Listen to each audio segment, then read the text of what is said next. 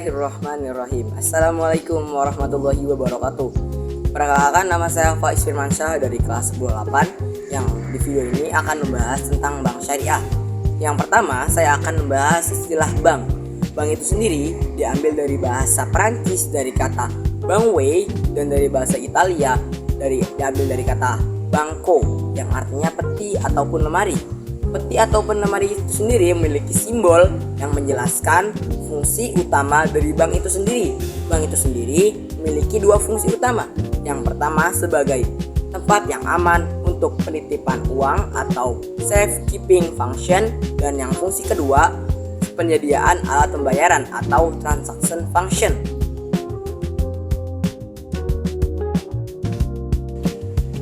Dan dalam Undang-Undang Nomor 10 Tahun 1998 yang menjelaskan tentang bank didefinisikan sebagai lembaga ataupun badan usaha yang menghimpun dana dari masyarakat dalam bentuk simpanan dan menyalurkan kembali dalam bentuk kredit, pinjaman, ataupun bentuk-bentuk lainnya. Adapun menurut Undang-Undang Nomor 21 Tahun 2008 tentang perbankan syariah, bank syariah didefinisikan sebagai bank yang menjalankan kegiatan usahanya berdasarkan prinsip syariah. Dan bank syariah itu sendiri dibagi menjadi dua, ada bank umum syariah dan ada bank rakyat syariah.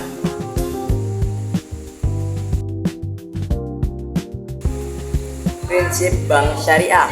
Prinsip bank syariah adalah prinsip perjanjian yang dilandaskan pada hukum Islam antara bank dan pihak lain untuk pembiayaan, penyimpanan dana, ataupun kegiatan usaha lainnya yang dinyatakan sesuai dengan prinsip syariah atau aturan syariah. Pembiayaan itu dapat dilakukan melalui beberapa prinsip. Yang pertama, pembiayaan dengan prinsip bagi hasil atau mudorobah, dan yang kedua, pembiayaan dengan prinsip penyertaan modal atau musyarakah ya benar. Dan yang ketiga, prinsip jual beli barang untuk memperoleh keuntungan yang murni atau murabahah. Dan yang keempat, pembiayaan barang modal dengan sewa murni tanpa pemindahan kepemilikan atau ijarah. Dan yang kelima, pemindahan hak milik barang yang disewakan kepada pihak lain atau ijarah wa iktina. Itu adalah prinsip-prinsip bank syariah. Pelayanan di perbankan syariah. Pelayanan di perbankan syariah ada 4. Yang pertama ada akad ijarah, akad wakalah, akad hawalah, dan akad kafalah. Dan saya akan menjelaskan satu dulu. Yang pertama akad ijarah atau sewa menyewa. Akad ini adalah pemindahan hak guna atau manfaat suatu barang atau jasa pada pihak lain dalam jangka waktu tertentu dengan imbalan pembayaran atau sewa lah ya. Contoh yang diberikan adalah akad sewa menyewa rumah atau sewa menyewa suatu barang seperti mesin fotokopi yang memiliki risiko kemungkinan rusak ataupun tidak berfungsi, ditanggung oleh pemberi sewa. Ya, pemilik itu pemberi sewa, bukan penyewa. Dan yang kedua adalah akad wakalah atau perwakilan atau pemberian kuasa. Ini adalah akad penyerahan atau pelimpahan kuasa dari seseorang kepada orang lain untuk melakukan suatu pekerjaan ataupun pelayanan tertentu. Contoh nih ya, Amir meminta Hashim menjual mobilnya dengan harga tertentu, tapi Hashim ini bertindak sebagai wakil, dan jika mobil itu terjual, Hashim tidak berkewajiban untuk mengganti kerugian Amir. Nah gitu, jadi itu namanya akad wakalah. Dan yang ketiga nih ya, ada namanya akad hawalah atau pengalihan utang piutang. Hawalah adalah transaksi yang timbul karena salah satu pihak memindahkan tagihan utangnya kepada orang lain. Contoh, Ahmad berutang kepada Bambang, dan Ahmad ini memiliki piutang pada Zainal.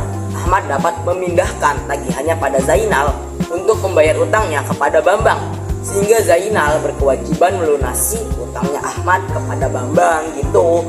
Ini yang dinamakan akad hawalah. Dan yang keempat adalah akad kafalah atau penanggungan atau jaminan. Akad ini adalah pemberian jaminan yang dilakukan oleh pihak pertama kepada pihak kedua, di mana pihak pertama ini bertanggung jawab kembali atas pembayaran atau penyerahan barang yang menjadi hak pihak kedua. Contoh, Bank Syariah menyerahkan surat jaminan atas pembayaran nasabahnya yang membeli sepeda motor secara kredit kepada perusahaan leasing. Itu yang namanya akad kafalah.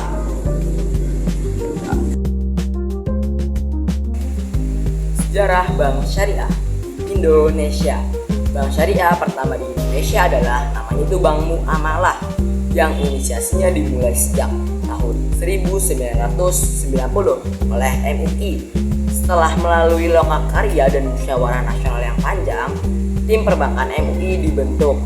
Hasil kerja tim ini melahirkan PT yang namanya Bank Muamalah Indonesia atau disingkatnya BMI, yang didirikan pada 1 November 1991 dan mulai beroperasi resmi pada 1 Mei 1992.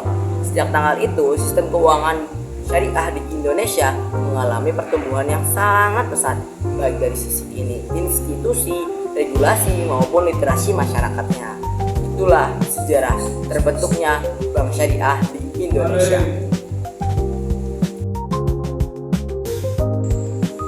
Dan yang terakhir, perbedaan antara bank syariah dan bank konvensional pada umumnya.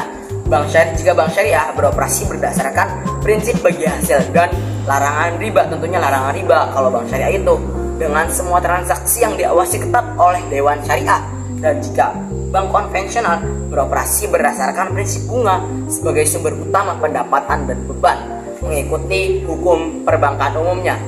Dan hadirin sekalian, setelah melalui seluruh prinsip, dasar hukum, dan sejarah yang telah saya jelaskan, dapat kita lihat bahwa bank syariah hadir sebagai sistem keuangan yang tidak hanya aman dan profesional, tapi juga menjunjung nilai keadilan, transparansi, dan keberkahan dengan menghindari riba, maisir, dan gharar. Bank syariah telah menjadi alternatif yang kuat untuk mendorong kehidupan ekonomi masyarakat secara luas, secara lebih etis dan berkelanjutan. Mungkin cukup sekian penjelasan saya tentang bank syariah. Wabillahi taufiq wal hidayah. Wassalamualaikum warahmatullahi wabarakatuh. Semoga bermanfaat.